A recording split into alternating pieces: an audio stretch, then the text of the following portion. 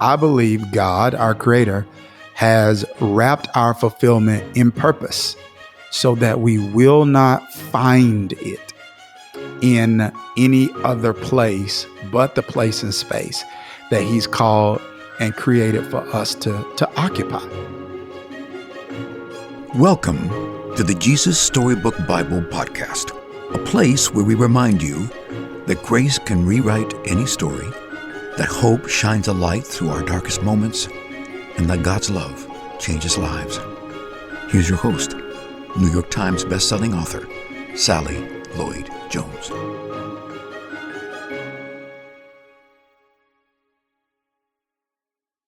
Hello, I'm Sally Lloyd Jones, author of the Jesus Storybook Bible, which tells the story of God's wonderful, never stopping, never giving up, unbreaking, always and forever love.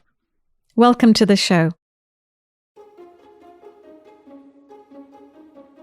Today we're talking about finding our purpose in life, what we're living for, our why. Thomas Merton said, "If you want to identify me, ask me not where I live, or what I like to eat, or how I comb my hair, but ask me what I am living for, in detail. Ask me what I think is keeping me from living fully for the thing I want to live for." Nietzsche said, "He who has a why to live for can bear almost any how." But how do you find your purpose? And how do you know when you found it? Does your purpose change? And what's the difference between purpose and calling? And how does that relate to fulfillment? Our guest today believes God has placed purpose in all of our lives and in each chapter of our lives, so that no matter what season we find ourselves in, we can always find our purpose. We can live out our calling. We can fulfill our destiny. Dr. Dharius Daniels has dedicated his life to helping others find their purpose. He's passionate about it. He knows that finding our purpose will transform our lives, and we in turn will then transform the world. It's a beautiful mission. Dr. Daniels is a speaker, a coach, a pastor. He's been a professor at Princeton, and he's a writer. His newest book is called Your Purpose is Your Calling. Dr. Daniels encourages us to celebrate our uniqueness, to realize that what makes us different can be a signpost to our destiny. Don't you love that? He guides us to consider the difference between willpower and that power that doesn't ever run out. He is a wise and inspiring mentor and coach, and I know you'll be as encouraged as I was in listening to his empowering message. So, without further ado, please welcome my friend and now yours, Dr. Dharius Daniels.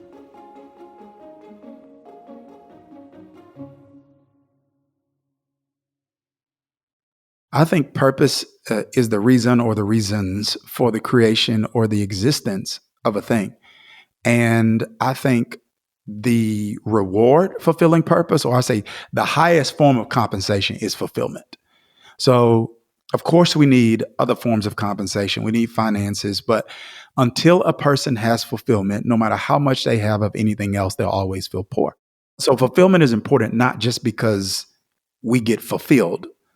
Fulfillment is important because it is an evangelistic tool that I think can be utilized to reach people who are searching for it in all of the wrong places. But we can't transmit that if we don't embody it. You know what I mean? And so that's why I think it's so important. We all, in some way, are, I think, wired to make a difference. But when you're talking about purpose, we're talking about you making your difference. And in order for you to do that, there are just some things you have to understand about your unique design, the way you've been wired by God. There's some things that you got to embrace about that unique design. And then there's some things you got to unleash, because you don't want to live most of your life before you figure out what you were supposed to do with it.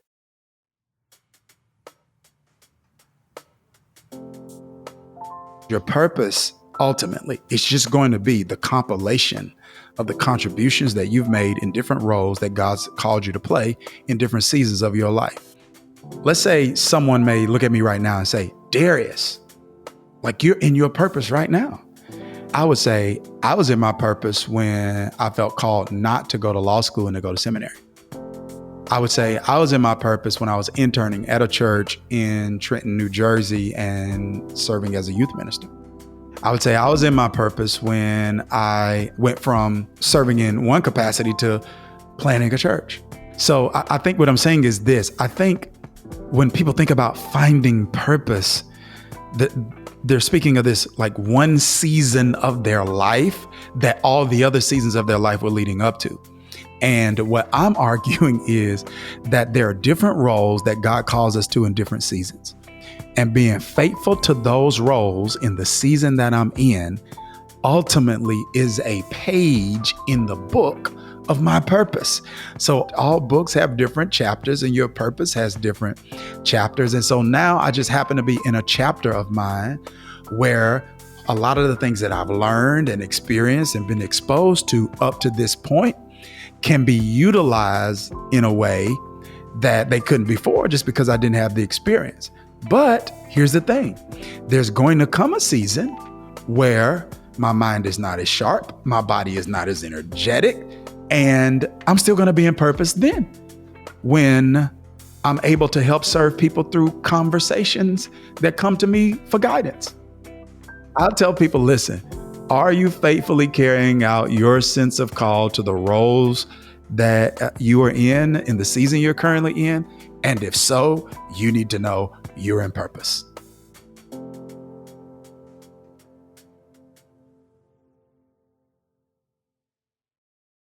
One of my coaching mentors taught me this. It changed my life. He's like, Dharius, listen, the secret to success in any area is not willpower.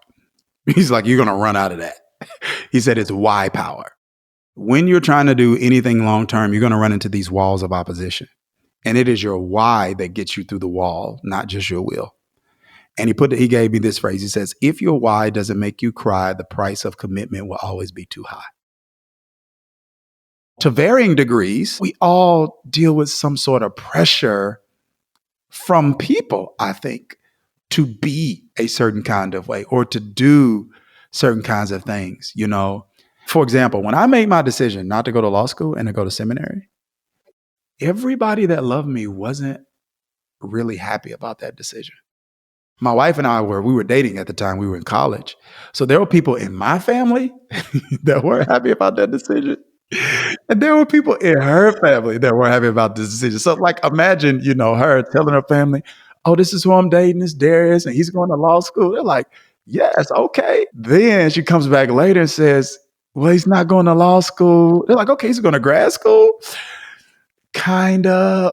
So I think that's something that we don't talk about a lot. And I think it can make,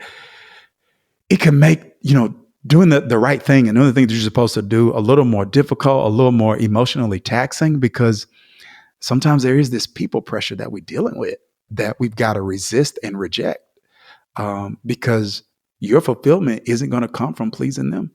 It's only going to come from pleasing God. This is a passage from the Jesus Storybook Bible. It's from a story called God Makes a Way. Moses and God's people escaped out of Egypt and into the wilderness. They didn't know the way, but God knew the way, and he would show them. I will bring you to a new home, a special land, God promised them. I will look after you. I am with you. God sent a big cloud for them to follow, a pillar of smoke stretching up to the sky. It moved in front of them as they walked and shaded them from the blazing heat of the day. And when it was time to rest, it stopped. All through the cold desert nights, it kept them warm, glowing like fire. I think the thing that's resonating with me the most now is the different ways that God showed up to let them know that he was with them and that he was leading them. So whether it's cloud or a pillar of smoke stretching to the sky, it just kind of reveals to me that at different times, in different ways, God's going to reassure me that he is with me and that He is committed to guiding and leading me to the place that He wants to take me.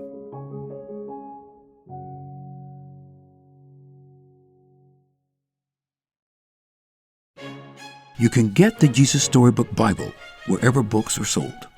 To find out more about the book and all of Sally's other books, please visit Sally at SallyLloyd-Jones.com and follow her on Instagram at Sally Lloyd Jones and at Jesus_Storybook_Bible. Before we go, don't forget, God loves you with a never stopping, never giving up, unbreaking, always and forever love.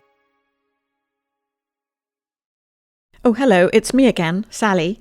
I'm just popping back briefly to say two things. The first thing is, don't forget to subscribe to the show, because that way you'll get the stories straight to your phone. And the other thing is, while we're at it, would you rate the show and leave us a review? That would be so great, because it helps other people find the show too. I really appreciate your help. Thank you.